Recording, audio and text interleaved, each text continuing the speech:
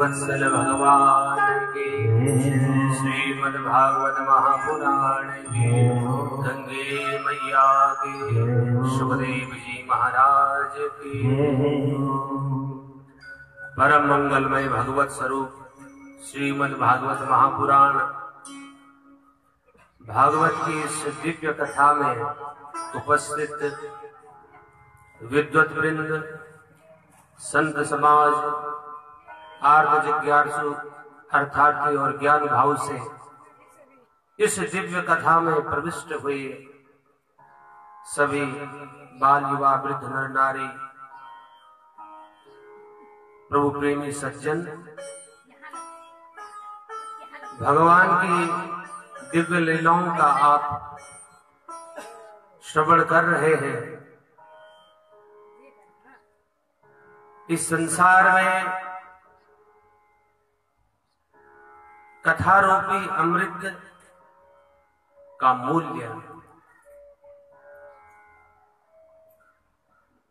इतना है कि उस अमृत के मूल्य को इस संसार का कोई भी व्यक्ति देने में असमर्थ है। कथा समानम भुवि नास्ति चान्यत्। कथा से बड़ा कोई भी तत्व इस संसार में नहीं है, क्योंकि किसी भी वस्तु विशेष का अपना अपना एक गुण होता है और वह वस्तु उस गुण के कारण जानी जाती है, पहचानी जाती है। जैसे गंगा में पाप मिटाने की शक्ति है, चंद्रमा में शीतलता देने की शक्ति है, सूर्य में प्रकाश देने की शक्ति है। लेकिन जो भगवान की ये दिव्य कथा है, इस कथा में एक गुण नहीं अपितु अनेकों गुण हैं। गंगा पापम शशि तापम दैन्यम कल्पतरोर्हरे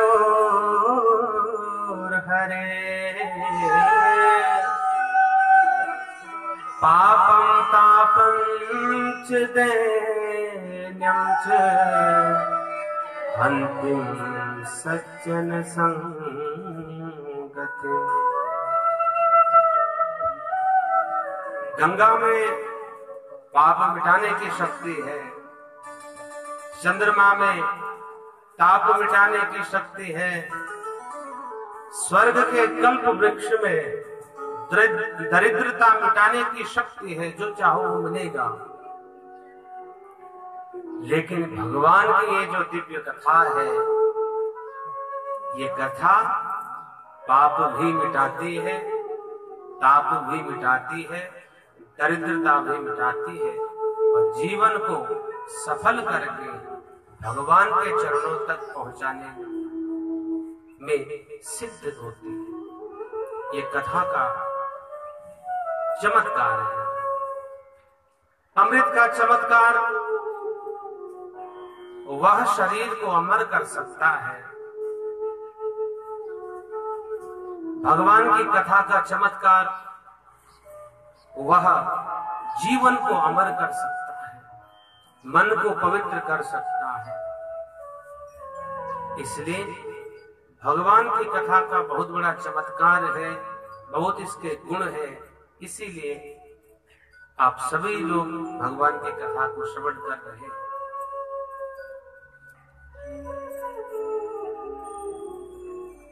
अगर कथा की तुलना किसी वस्तु विशेष से की जाए संसार में, तो इस कथा के समान कोई भी संसार में वस्तु नहीं जो आपके मन को पवित्र कर सके। शरीर के रोग मिटाने के लिए आप अनेकों औषधियों का प्रयोग कर सकते हैं। शरीर की जो व्याधियां हैं उनको मिटाने के लिए आप अनेक प्रकार से प्रयास कर सकते हैं औषधियों के माध्यम से। लेकिन मन को विकार, जो मन में विकार है, इस मन के विकार को मिटाने के लिए संसार में एक ही औषधि है और उसका नाम है भगवान की कथा। ये कथा कैसे मिलेगी? बिनु सत्संग विवेक न होई, राम कृपा बिनु सुलभ न सोई। भगवान की कथा कहाँ मिलती? मैंने कल के प्रसंग में भी कहा था, आप ध्यान एकांत में कर सकते हो, भगवान का पूजन एकांत में कर सकते हो, लेकिन भगवान के कथा का सत्संग एकांत में नहीं होता। इसके लिए तो 3 चीजें चाहिए। पहली कथा, दूसरा श्रोता और तीसरा वक्ता।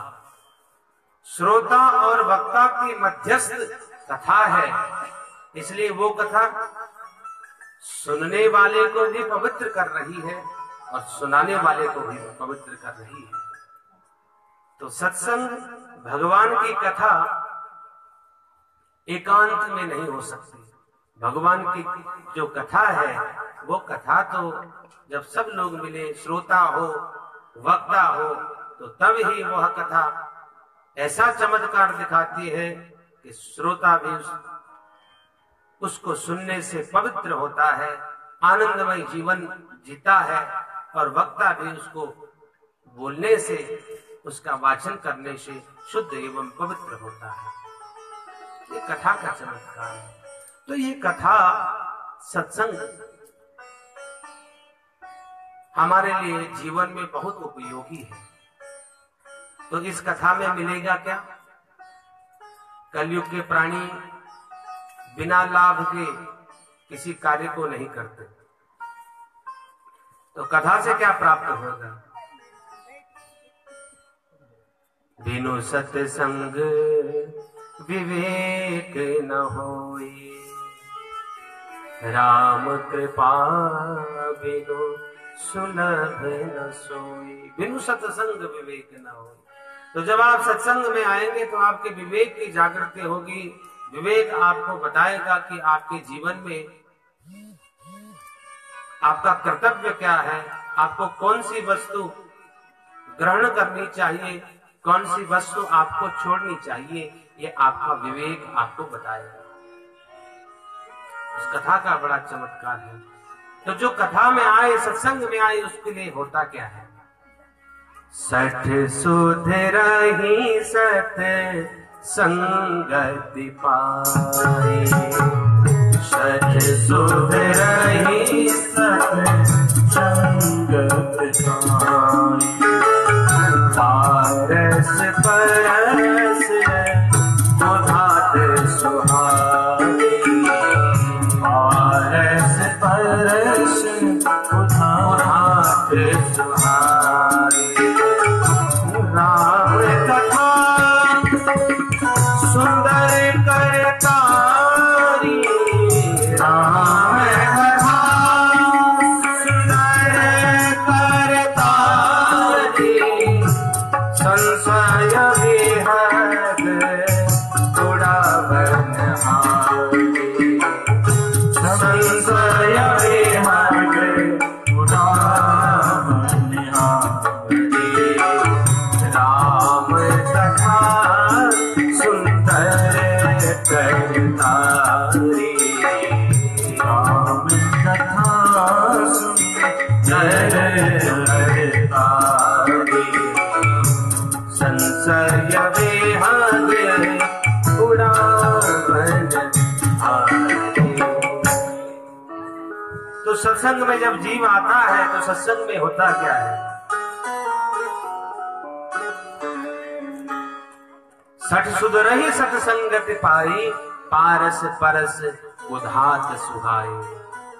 जैसे एक पारसमणि का चमत्कार है कि वह पारसमणि अगर किसी को मिल जाए तो उस पारसमणि से अगर लोहे का स्पर्श हो जाए तो लोहा भी सोना हो जाता है।